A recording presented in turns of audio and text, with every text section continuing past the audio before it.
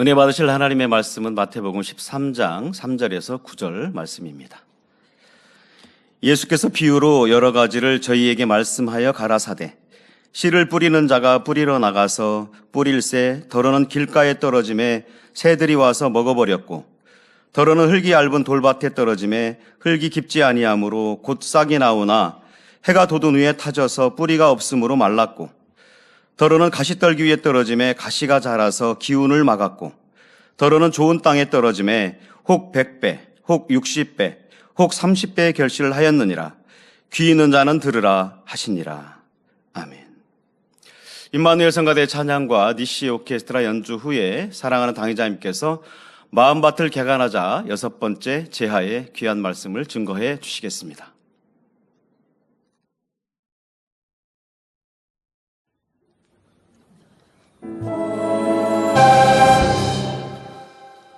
강단 헌화 소개합니다. 헌화자는 중국 1교구입니다. 사랑을 주고받을 참 자녀를 얻고자 하신 하나님의 섭리 속에 만민으로 불러주시고 원로 목사님을 통해 근본의 하나님을 알게 하시며 믿음을 주신 삼위일체 하나님께 모든 감사와 영광을 돌립니다. 또한 권세 있는 말씀과 따르는 권능, 불같은 기도와 감동의 찬양으로 새 예루살렘을 향해 충만하게 달려갈 수 있도록 인도해 주심도 감사드립니다.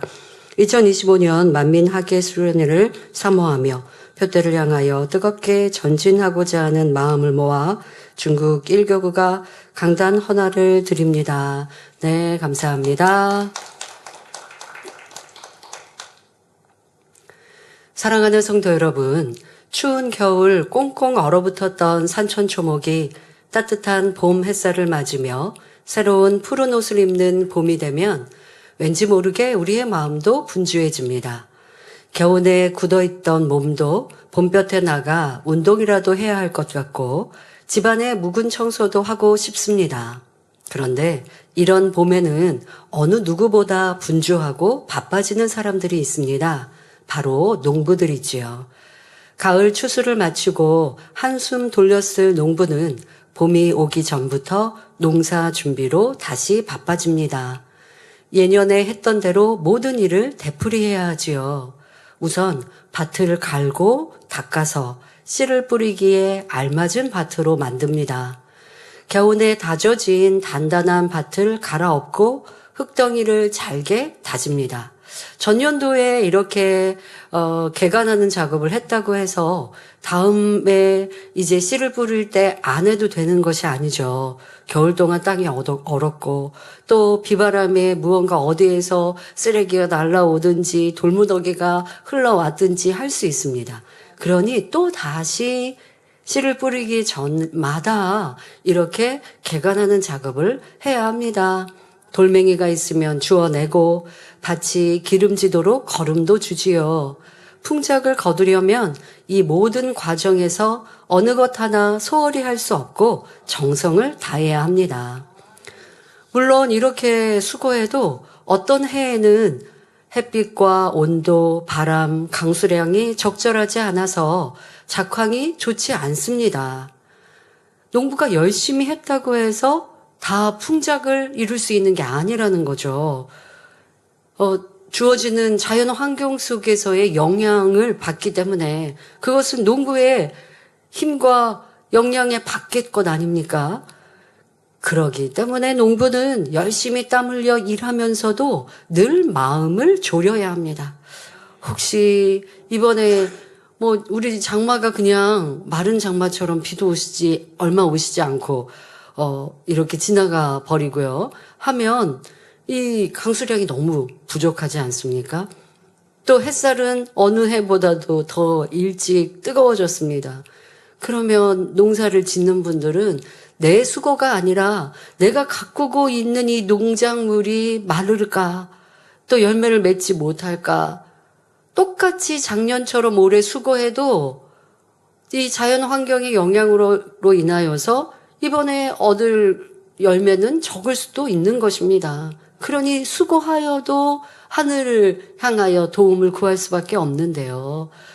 그런데 우리가 각자의 마음밭을 경작할 때는 상황이 조금 다릅니다. 밭을 한번 옥토밭으로 잘 정돈해 놓으면 씨를 심을 때마다 풍작이 납니다. 또다시 처음부터 그 수고를 해야 한다든가, 아니면 이번에는 내가 마음밭은 이미 옥토로 돼 있는데, 그리고 나름대로 열심히 심었는데 어떤 환경 때문에 열매가 안 맺힐까 걱정할 필요가 없습니다. 심는 것마다 100배 또는 60배, 적어도 30배 이상 결실합니다. 늘 풍성한 열매가 보장되니 농사를 망치지는 않을까 염려할 일이 없습니다. 이제는 처음 밭을 개간했던 힘든 수고는 할 필요가 없이 좋은 밭을 유지하기만 하면 됩니다.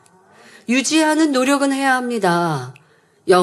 온영을 이루었어도 온영이 계속하여 유지되어지는, 그것은 당연히 깨어 기도할 것이고 또 열심히 충성할 것이고, 세상에 썩어지고 헛된 것들 깨우치고 깨달았는데 다시 취한다면 다시 마음밭은 더러워지거든요. 근데 그러지 않을 것이고, 그렇게 세상을 끊는 데 있어서 이제 수고스러움도 없는 것이고, 나를 지키는 게 막 힘들고 어려웠던 그런 돌짝밭과 가시떨기밭과 다르거든요. 이미 옥토를 이루었으면 내 마음도 지킬 수 있고 내 생각도 다스릴 수 있고 하기 때문에, 이렇게 옥토를 이룬 마음 유지하는 것은 그렇게 많이 수고스럽지 않습니다. 근데 그렇게 하기만 하면 항상 풍성한 열매를 맺힙니다. 밭을 개간하는 과정에는 많은 수고가 따르지만 이처럼 옥토밭으로 개간하면 마음밭을 개간한 기쁨을 계속하여 맛볼 수 있습니다. 심고 거두는 기쁨이 늘 넘치지요. 여러분 가운데 열매가 나지 않는 길가밭, 돌밭, 가시떨기밭을 그대로 가지고 있으면서 고생만 하는 분이 계십니까?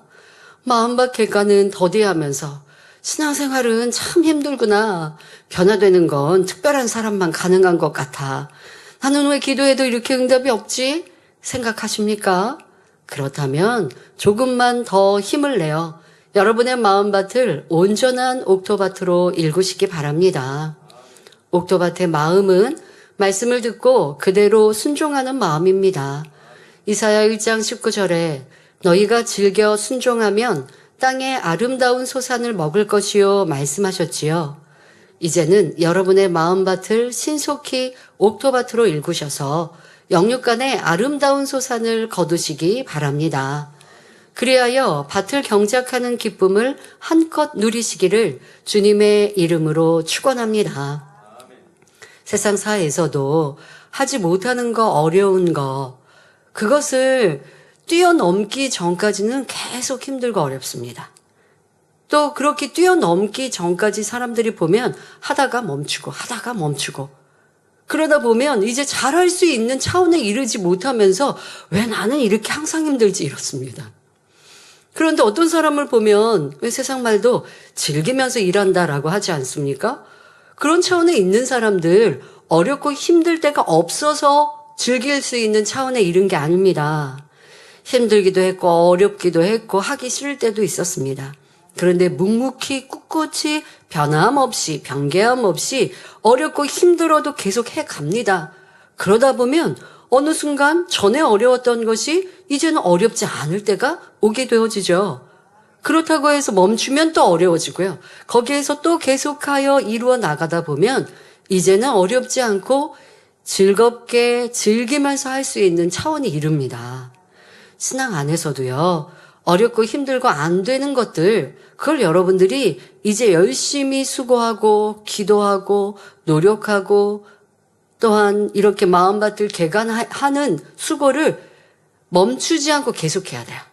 쉬면 안 됩니다.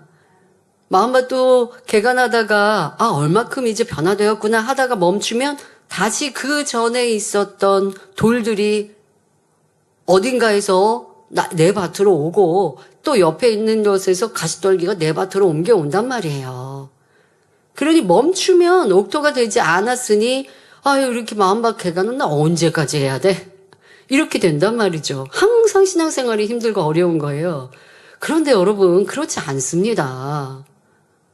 여러분들이 제가 기도하는 거 보면 당회장님은 기도하는 거 참 어렵지 않게 한다. 라고 생각되십니까?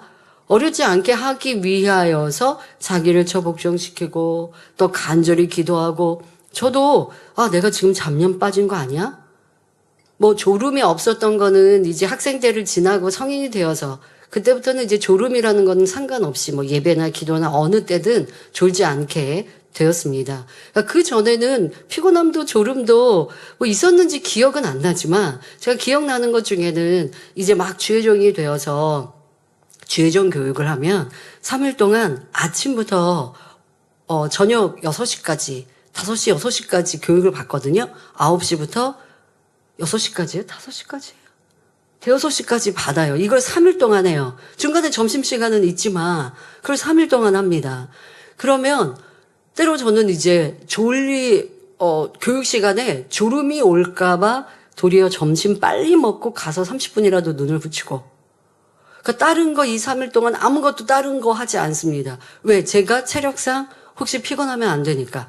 그래서 피곤함을 물리치기 위해서 아니 피곤하지 않기 위해서 저를 노력하고 그리고 시간이라든가 이런 것들도 다 집중했던 그런 기억은 있어요. 근데 어렸을 때 안 졸았다고는 뭐 거의 이제 안 졸았겠지만 뭐 어쨌든 그렇습니다. 졸음은 성인이 돼서는 기억이 없고요. 졸지 않습니다. 그런데 더 집중해서 기도하기 위해 잡념 없이 기도하기 위해서는 성인이 되고 이제 신학교를 다니고 주의종으로 가면서도 항상 저를 지켜가고 생각해보고 오늘은 내가 얼마큼 충만히 기도했나. 가장 충만히 기도했던 날과 비하여 오늘은 어떠했던가. 혹시 힘 없이 배에 힘을 딱 주고 바른 자세로 내가 온 정성을 다해 오늘 기도했나?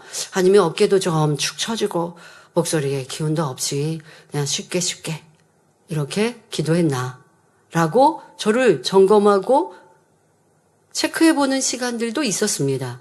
그런데 그렇게 체크하면서 이제 잘못된 습관이나 나도 모르게 무의식적으로 잡념에 빠졌던 기도를 있었다면 오늘 내가 이랬구나 하고 마음을 치면서 너무 아버지 앞에 죄송하고 민망히 여기고 나 오늘 이 기도는 망쳤구나.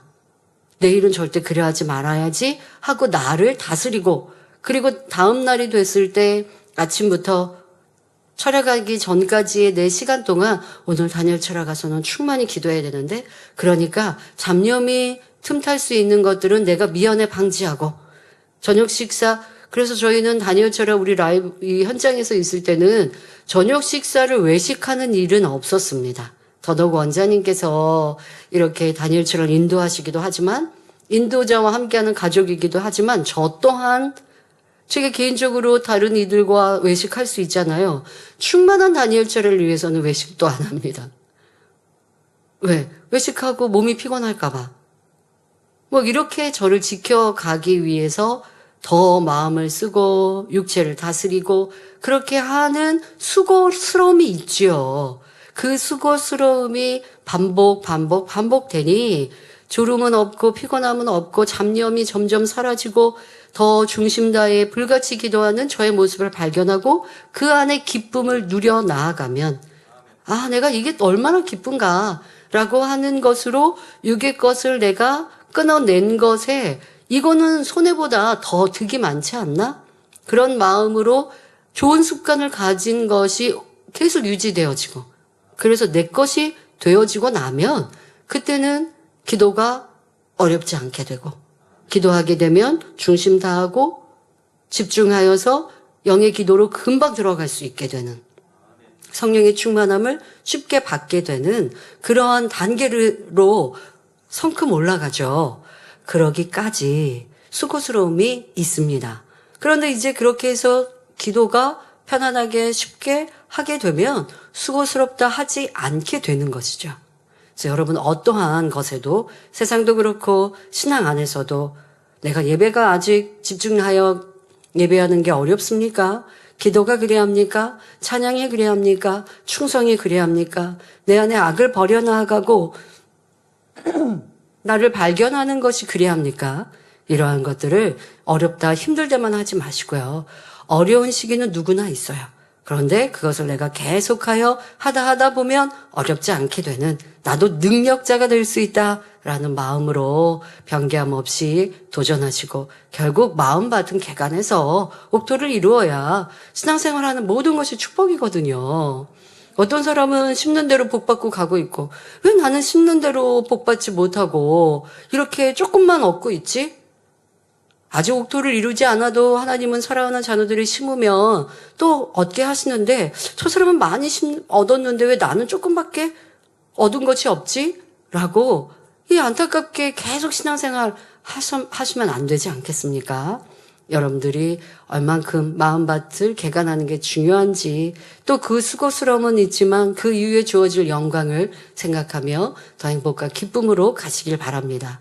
그리고요, 여러분들이 하나님 앞에 사랑받는 자녀가 되어지는 이 옥토를 이루면 하나님의 사랑을 받거든요. 그러고 나면 모든 게 쉬워지고 모든 게 축복이 더 넘치거든요. 다른 사람이 볼 때는 와, 저 사람은 참 좋겠다. 뭐 하는 것마다 쉽지 않아. 저도 사실 원장님과 사랑하는 원로 목사님을 뵈면서 와, 저분들은 말씀을 그냥 입을 벌려 말씀만 하시면 다 은혜고 또 원장님이 기도회를 인도하셔서 참석하는 성도들은 이미 마음 문을 열고 있어요. 그래서 어깨에 손만 얹으면 통해자복이 나오죠. 저도 이제 막 주의 종이 되어서 그러한 원장님과 원로 목사님을 보면서 부러웠어요. 와, 저분들 특히 이제 원장님 가면 미미 마음문 열고 그냥 지나가도 한복에 스쳐도 눈물을 흘리시니까 야, 이거는 진짜 세상 말로 하면 좀 안 좋은 표현 해볼까요? 꽁으로 먹는 거 참 너무 쉽겠다. 사역이 쉬우시겠다. 그런 생각을 해봤거든요. 그런데 시간이 지나서 보니까 그게 바로 원장님의 눈물이 쌓이고 희생이 쌓이고 내 진액이 투자되어진 나의 능력이었던 거예요. 그냥 원장님이라는 존재로 우리가 은혜를 받는다 쉽게 생각했는데 그 원장님의 존재가 조개에 이물질 들어가니 그 이물질이 내 속살을 찌르니 아파서 조개가 계속 자기의 진액으로 그 이물질을 감싸 안고 모래알을 감싸 안은 것이 진주로 탄생하는 것처럼 내가 힘들고 어렵고 지쳤던 모습들을 눈물로 변화되기 위해 흘리신 원장님의 눈물이 성도님들이 변화되기 간절히 사모할 때 어깨만 터치해도 눈물로 쏟아지는 게 원장님이 그런 삶을 사셨기 때문이라는 거죠. 이내 그런 깨우침을 주시면서 그래, 그냥 꽁으로 얻은 건 아무도 없구나. 그냥 내가 그 사람이니까 그냥 된 건 아무도 없구나. 그 사람의 수고와 헌신과 눈물과 마음밭을 개간하기 위해 누구도 보지 않는 그 시간 흘렸던 눈물이 능력이 되어져서 그 사역 속에 다 묻어나오고 결국 그 사람이 되어져서 그 사람을 보면 은혜를 받는 것이고 치료받고 축복받고 하나님의 보장하심이 있는 것이구나라는 걸 깨닫게 되었습니다. 여러분들도 내가 마음밭 개간하면요 하나님이 나를 보장하시고 그래서 왜 저 사람은 기도하는 것마다 응답받지? 옥토밭이 되어지고 열심히 심으면 그리 한 거예요. 우리 모두도 그렇게 마음껏 아버지의 사랑을 고백할 수 있기를 바랍니다. 사랑하는 성도 여러분, 옥토밭은 과연 어떤 밭일까요? 마태복음 13장 8절에 씨를 뿌리는 자가 씨를 뿌리니 더러는 좋은 땅에 떨어짐에 혹 100배, 혹 60배, 혹 30배의 결실을 하였느니라 하고 예수님께서 말씀하십니다. 좋은 땅, 곧 옥토밭은 씨를 심으면 풍성한 열매를 내는 밭입니다. 즉 하나님의 말씀을 들으면 말씀대로 행해서 많은 열매를 내는 마음이지요. 옥토밭에는 식물이 자라지 못하도록 방해하는 요소가 없기 때문에 흙 자체에 담긴 생명력이 그대로 나타납니다. 씨앗 하나가 많게는 100배 또는 60배, 적어도 30배 이상의 열매를 맺지요. 이 시간에는 지금까지 말씀드린 길가밭, 돌밭, 가시떨기밭과 대조해서 옥토밭의 특징을 살펴보겠습니다. 여러분은 각자 마음밭을 열심히 개간해 오셨을 텐데요. 말씀을 들으시면서 자기의 마음밭이 얼마나 옥토밭에 가까워졌는지 잘 점검해 보시기 바랍니다. 첫째로 옥토밭은 길가처럼 단단하지 않고 부드럽습니다. 길가밭의 마음에는 살아오면서 오랫동안 단단하게 다져온 의와 틀이 가득합니다. 그래서 마음에 하나님의 말씀을 받아들이지 못하지요. 말씀을 의심하고 판단하기도 합니다. 옥토밭은 이런 길가밭과 달리 부드럽습니다. 옥토밭에 씨를 뿌리면 흙이 곱고 부드러워서 씨가 흙 속에 자리를 잘 잡습니다. 또 흙 속에 공기와 수분을 머금고 있기에 싹도 잘 트지요. 이처럼 옥토밭의 마음은 하나님의 모든 말씀을 잘 받아들입니다. 말씀이 자기의 생각에 맞으면 믿고 맞지 않으면 안 믿고 이런 것이 없습니다. 새가 곧 사단이 말씀을 빼앗아 갈 틈이 없지요. 예를 들어 원수도 사랑하라, 미워하는 것은 영적인 살인이다 라는 말씀을 들을 때 길가밭이나 말씀을 받지 않는 사람은 어떻습니까? 아니, 나를 괴롭히고 힘들게 한 사람을 어떻게 용서할 수 있습니까? 하나님은 너무 무리한 것을 말씀하십니다. 생각하며 받지 않습니다. 예를 들어 제가 설교하는 이 시간에 진리의 말씀을 전하면 말씀을 받지 않고 튕겨내는 사람은 아니, 목사님, 당회자님 그런 어려움 당해보셨나? 나 같은 어려움 당해보면 기뻐하라고 말 못하실걸요? 뭐 이렇게 생각하는 사람들 있을 수 있죠. 그렇다고 이 단에서 제가 얼마나 힘들고 어려운 일 속에도 기뻐하고 감사했는지 다 설명할 수는 없으니까. 그분의 또 삶과 비교하여서 내 삶이 어때? 이렇게까지 설교하지 않거든요. 그냥 하나님의 말씀을 전해요. 그러면 마음문을 열고 받아들여야 되는데 이미 생각으로 차단해버리고 그러니 마음밭에 심겨질 수가 없는 것이죠. 하지만 옥토의 마음은 도무지 이해 안 되고 자기를 죽이려 하는 악한 사람이 있을 때도 주님은 죄인된 나를 위해 죽으셨는데 용서하지 못할 것이 무엇이 있나? 내가 조금이라도 힘든 것은 마음 그릇이 작아서 품지 못한 것이니 신속히 변화되자 다짐하며 기도하니 사랑할 수 있습니다.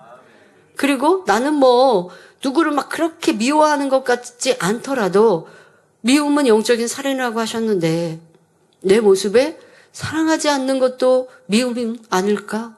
라는 스스로가 하나님의 말씀에 조금 더 어긋나지 않기 위해서 자기에게는 아주 세밀하게 대입하는 거예요.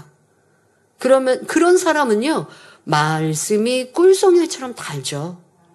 그래서 다 아멘으로 마음밭에 심기게 되고 심기면서 내 안에 부족한 것들은 또 쉽게 버릴 수 있는 이러한 준비된 사람, 은혜 받을 준비를 하고 온다면 설교자도 참 편한데요. 나는 어떠했는가 생각해 보십시오.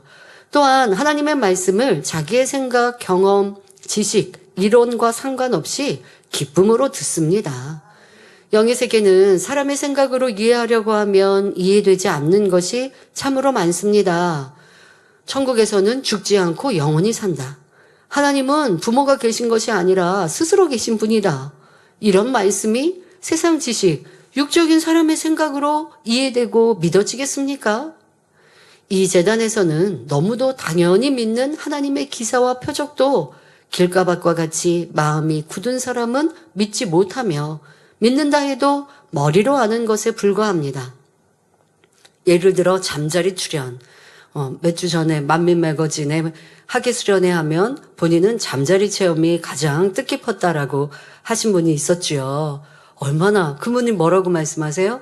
내가 어렸을 때 잠자리 잡아보려고 잠자리가 이렇게 앉아있는 걸 뒤에 살금살금 가서 잡아보려고 했는데 이 잠자리는 쏜살같이 날아가서 잡을 수 없었다.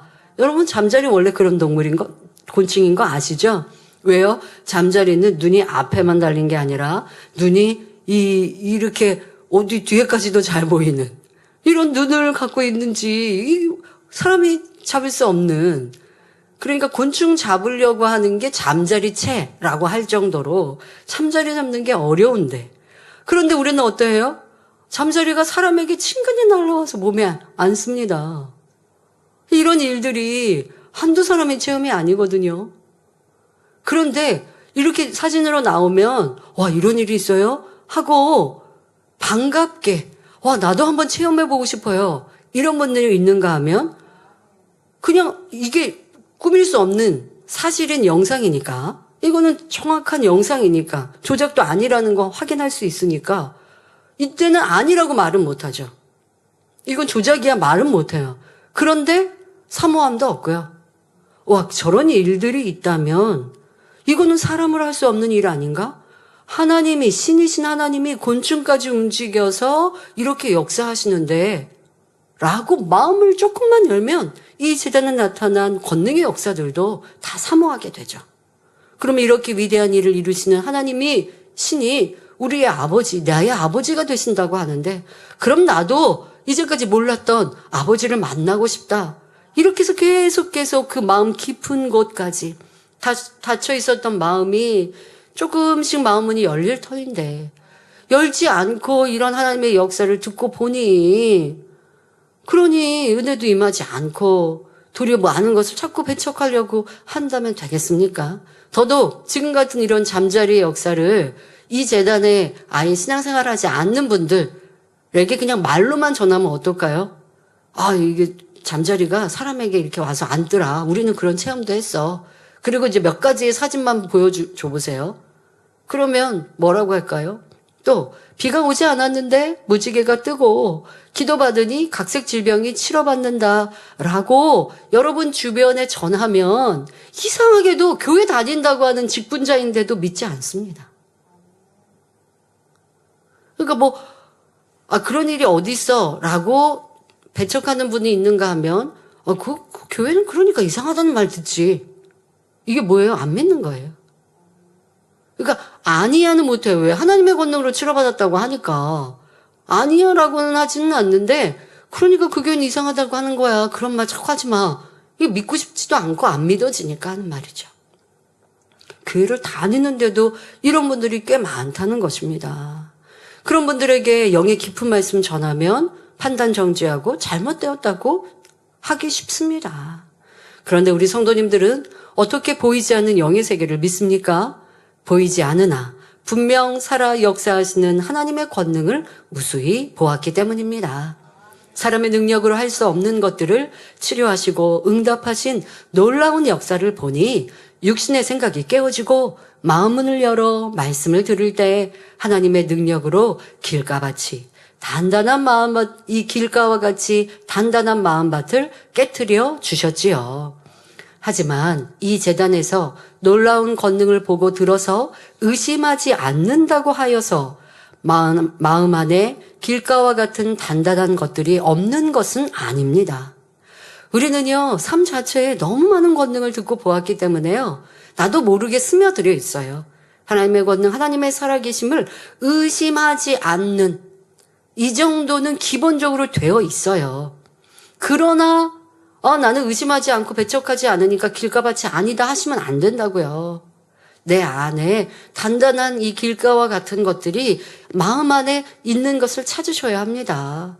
스스로 마음의 죄악을 버리는 개간을 하지 않으면 보고 들은 것으로 하나님의 살아계심은 인정하나 영적인 믿음이 되지 못하는 것입니다. 그러니 말씀을 듣고 하나님의 권능을 보아도 은혜가 임하지 않고 천국이 막연하게 느껴지니 교회만 왔다 갔다 하는 신앙생활을 할 수밖에 없지요.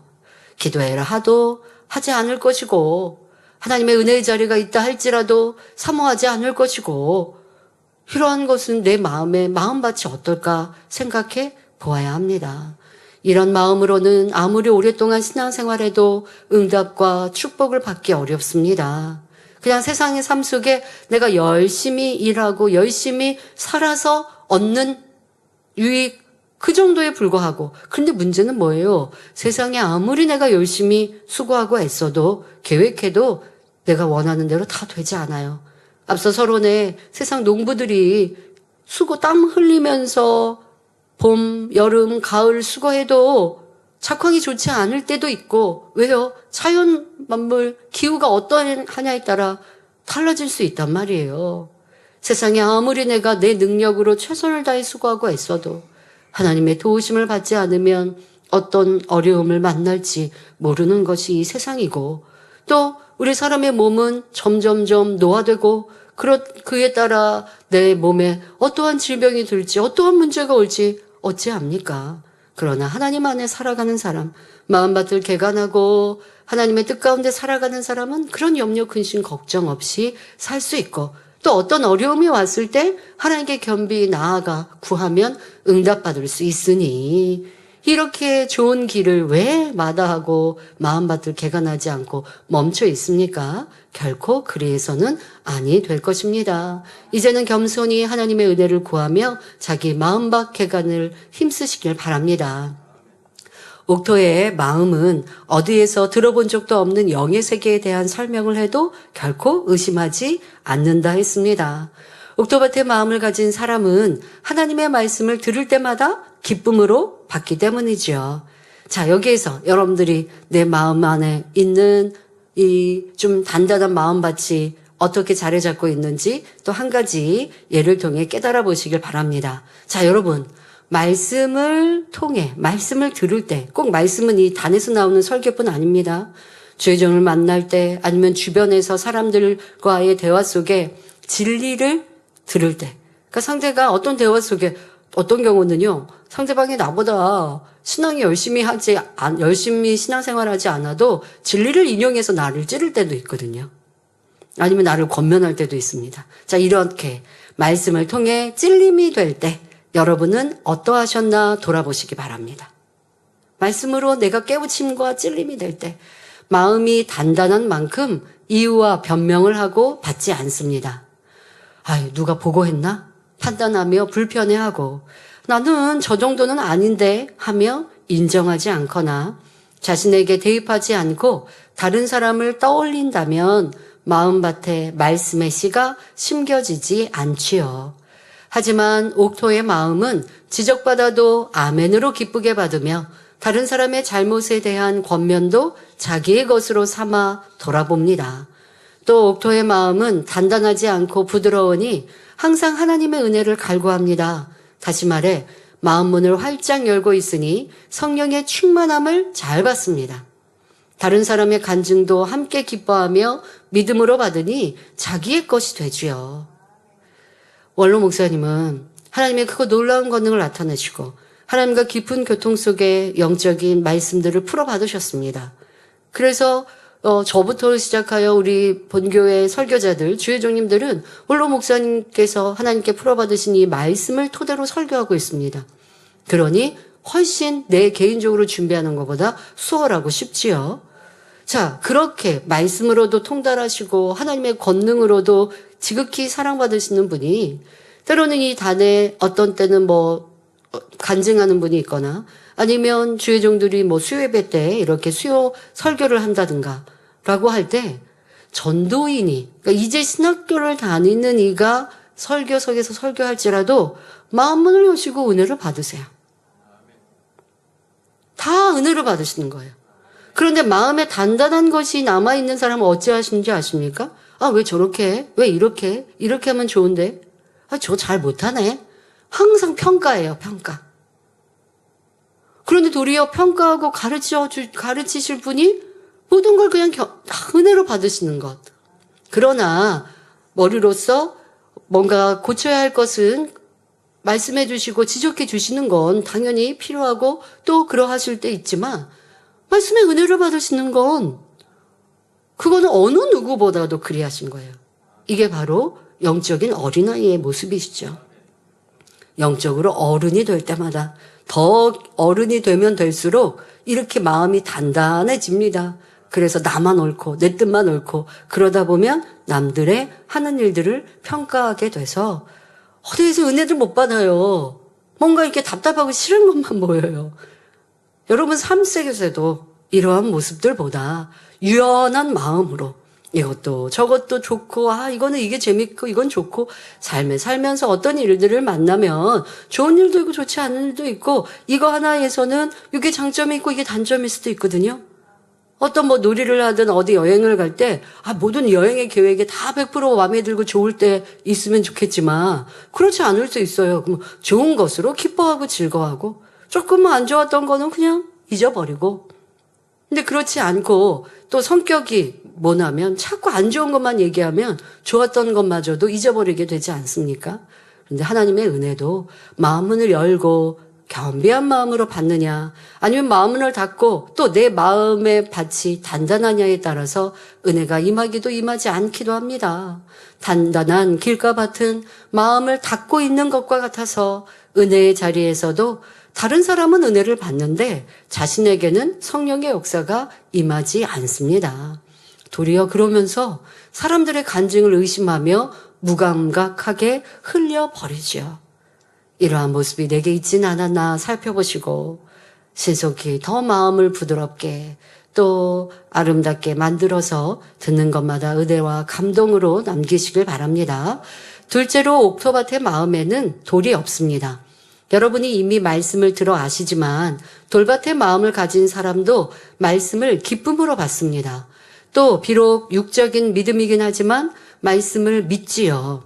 그러나 행하지는 않습니다. 옥토밭은 이런 돌밭과 달리 말씀을 믿을 뿐만 아니라 말씀을 행합니다. 옥토밭의 마음에는 돌이 없어서 말씀의 뿌리가 쭉쭉 뻗어나가지요.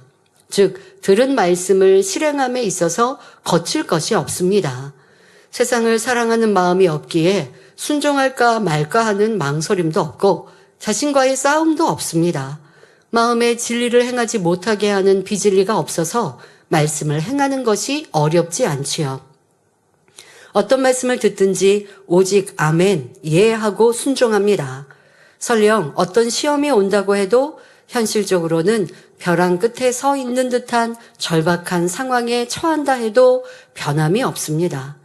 말씀에 순종하는 것 자체가 행복하기 때문입니다.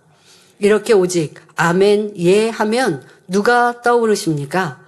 고린도후서 1장 19절 후반절에 하나님의 아들 예수 그리스도는 예하고 아니라함이 되지 아니하였으니 저에게는 예만 되었느니라 한 대로 우리 주님의 마음이 이런 옥토밭의 전형이지요. 예수님은 하나님의 아들이시니 당연히 순종을 잘하시고 순종하는 것이 어렵지 않으셨겠지 하고 생각하십니까? 정말 그럴까요? 육의 눈으로 보면 예수님의 삶은 순종하기 어려운 상황의 연속이었습니다. 이 땅에 오실 때의 상황부터가 그랬습니다. 예수님은 근본 하나님의 본체로서 피조물처럼 육을 입고 이 세상에 태어나셔야 했습니다. 하나님의 근본 본체이신데 사람, 이 창조주이신데 내가 지은 피조물처럼 되어서 이 땅에 사셔야 했다는 것. 그 자체가 순종하느냐 하지 않느냐의 선택인데 우리 주님은 그대로 순종하셨고 그 어려운 길을 그대로 가셨습니다.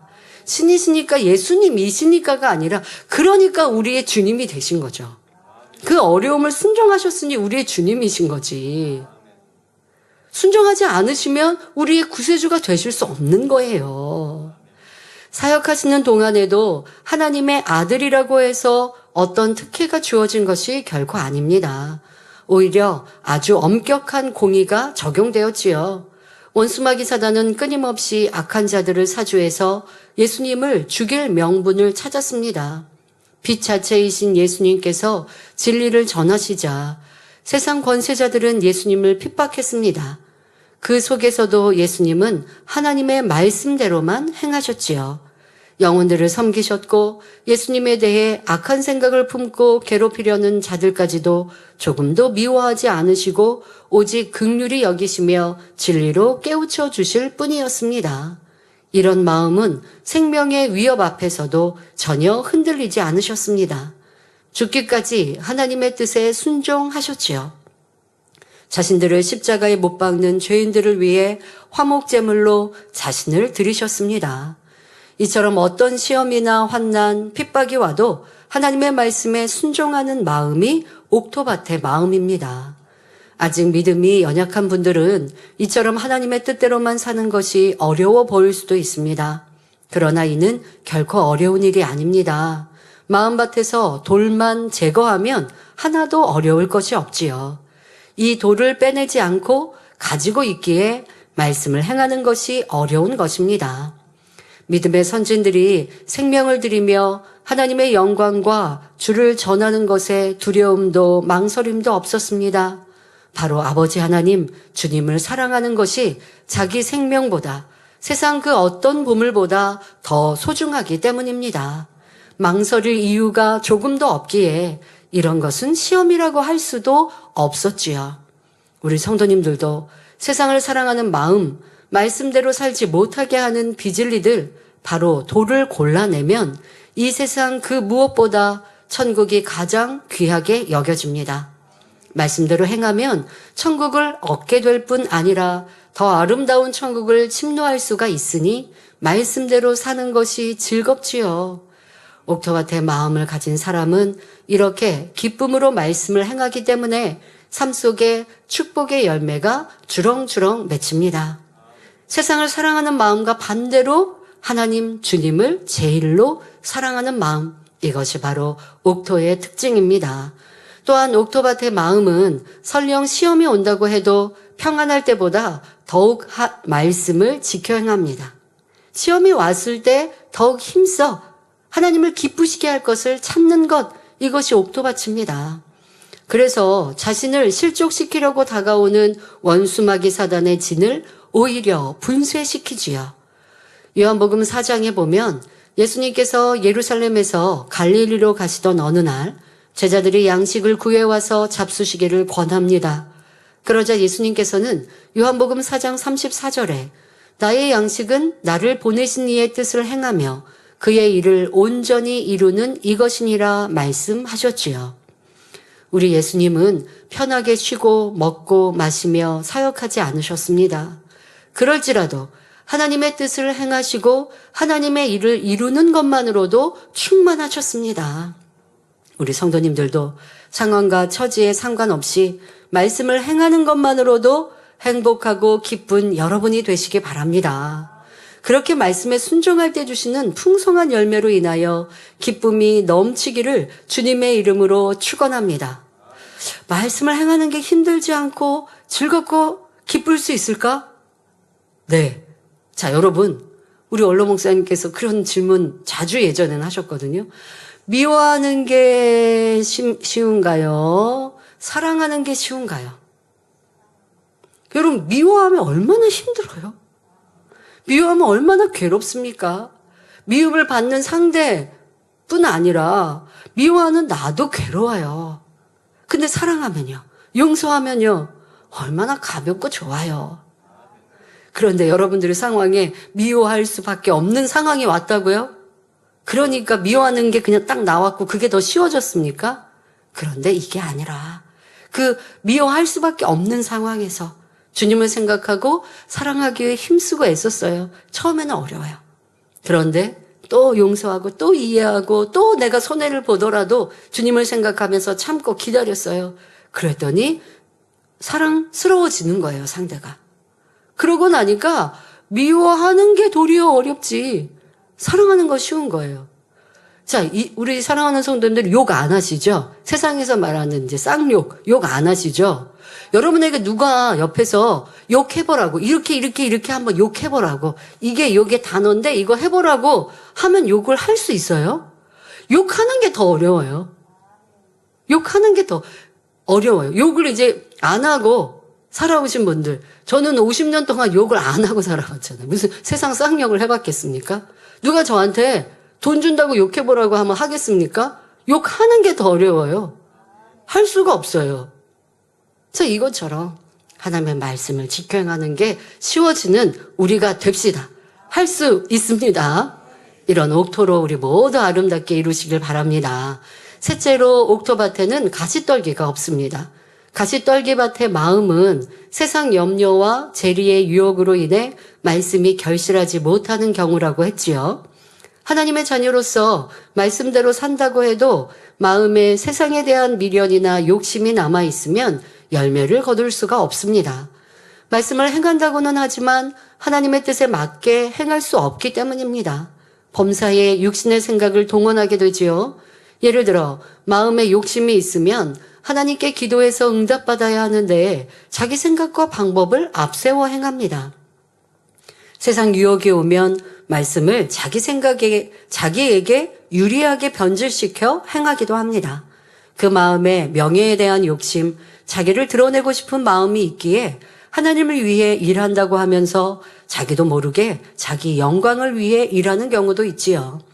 그러니 겉보기에는 말씀대로 사는 것 같아도 정작 영육 간의 열매가 없습니다. 그러나 옥토밭의 마음을 가진 사람은 하나님의 말씀을 들으면 말씀 그대로 순종합니다. 어떤 육신의 생각도 동원하지 않지요.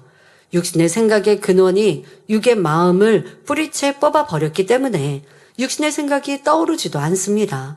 그러니 말씀대로 행함으로 무엇을 심든지 반드시 열매가 납니다. 사명을 맡아 감당하면 어떤 일을 하든지 아름답게 이루어 하나님께 영광 돌립니다. 영혼을 갈무리하는 사명자라면 전도의 열매, 신방의 열매를 맺어 많은 영혼을 구원합니다. 몸 바쳐 충성하면 하나님께서 건강을 주시고 귀한 물질을 드리면 30배, 60배, 100배로 갚아주십니다. 물론 말씀 그대로 행한다는 것이 아무 생각 없이 맹목적으로 행하는 것은 아닙니다.